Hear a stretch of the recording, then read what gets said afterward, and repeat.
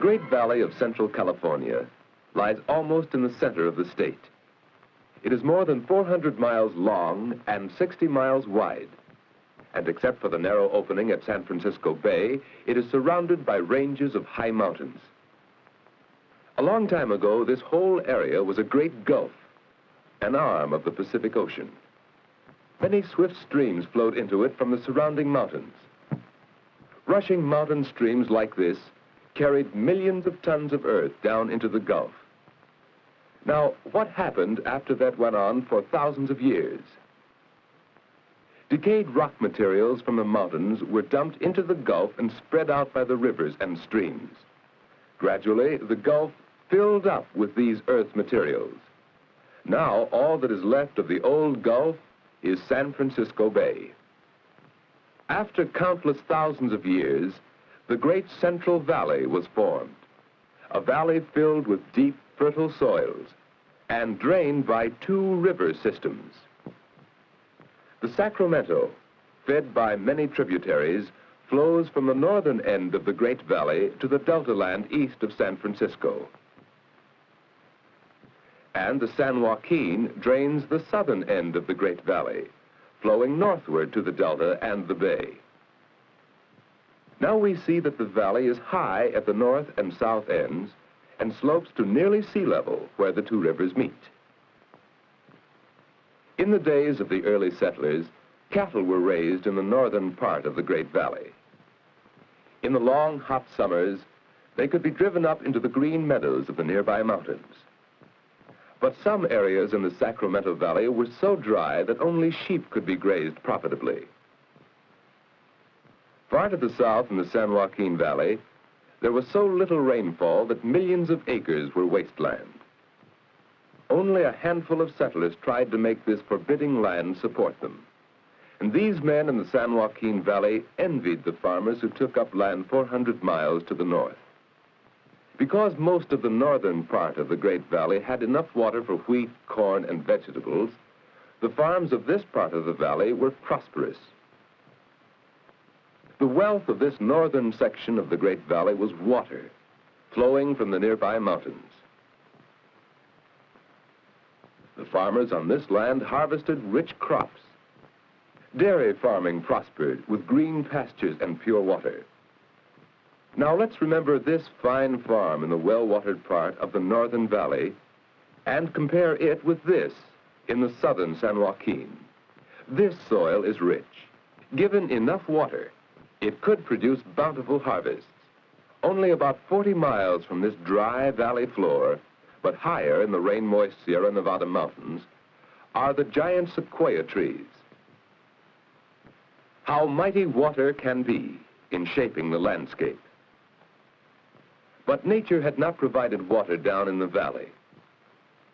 Millions of acres would have remained a barren waste if the men who settled this part of the Great Valley had not used their knowledge and strength to irrigate the land.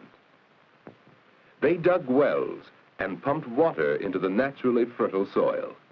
As more and more water was needed, they built reservoirs to hold the excess water of the winter rains.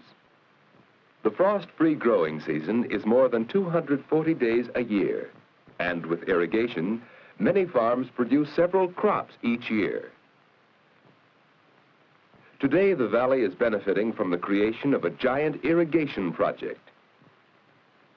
Many huge reservoirs and a great network of canals and pumping stations provide water for millions of acres in the Great Valley. When man used his wisdom and energy to bring water to this land, he worked wonders. The irrigated soil yields heavy crops of long staple Egyptian cotton. The original cotton seeds were imported from the muddy delta of the Nile River. The climate and soil of the entire Central Valley are excellent for grapes, and its vineyards rival those of France and Italy.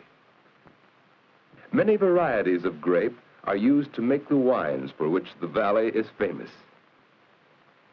And here's another famous crop of the valley, raisins.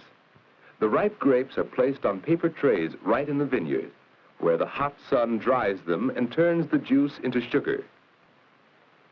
When they are dry on top, they are turned to dry the grapes evenly and prevent mildew. The city of Fresno is known as the raisin center of the world. Men use the hot sun of the long, rainless summer to dry grapes into raisins, plums into prunes, as well as figs, pears, and apricots. Dried fruit is a major product of the Great Valley, and conditions for drying it are at their best near Fresno. Finally, the trays of nearly dried fruit are stacked so that nature will finish the process slowly in the shade.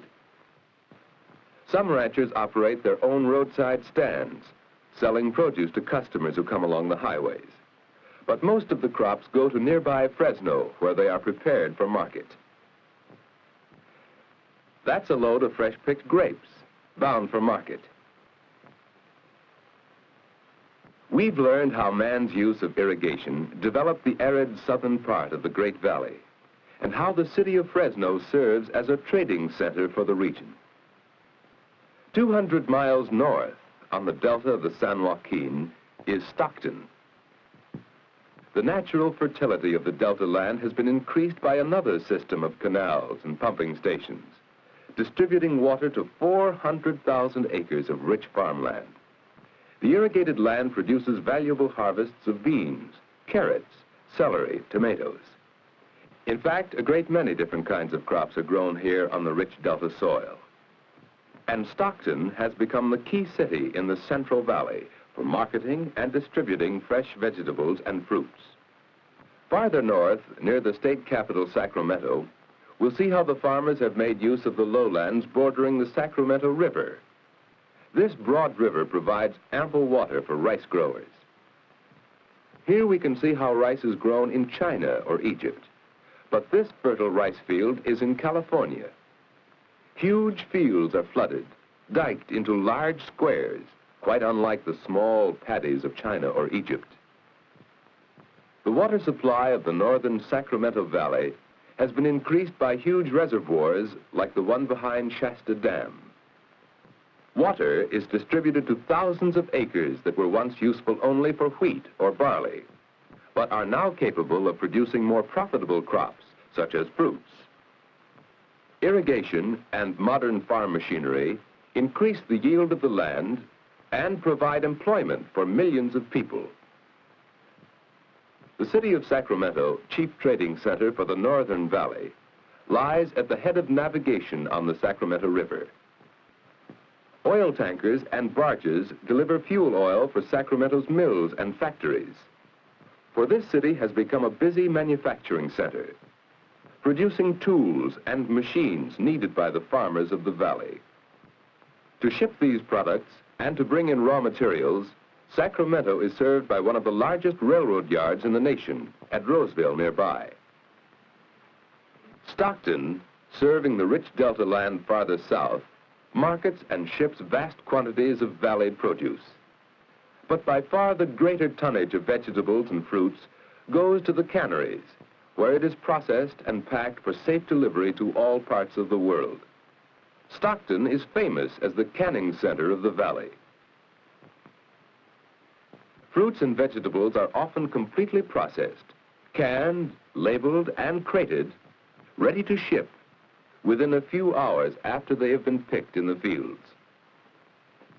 Stockton, like Sacramento, is located on a navigable river. Here on the San Joaquin, the farmers' and packers' goods may be loaded into ships for Asia or Australia, or into trucks or freight cars which distribute the harvest of the Central Valley to every state in the Union. Today, the Central Valley of California is a rich source of food and wealth for the whole nation. 3 rapidly growing cities, Sacramento in the north, Stockton on the Great Delta, and Fresno in the south, serve the regions around them. We have seen how the farmers have used irrigation to turn useless land into rich farms, and we have seen how the land and the climate help to shape the lives and occupations of the people who live in this Central Valley.